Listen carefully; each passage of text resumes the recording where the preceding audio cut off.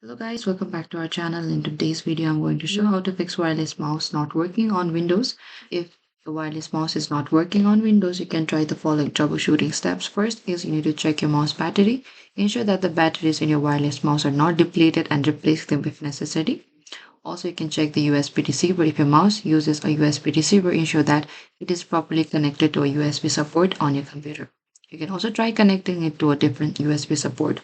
Or you could try restarting your computer. Go to this Windows and go to the power icon and simply restart it. Sometimes a simple restart can resolve issues with the wireless mouse not working.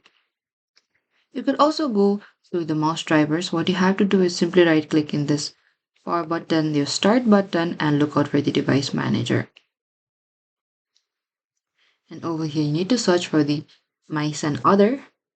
Over here, we could see mice and other pointing devices. Right click in that option and simply click on the sign for hardware changes. And this is it. You could also check for the Windows update. What you have to do is go to the settings. You simply search for the settings option over here. After that, go to the Windows update on the left bottom corner.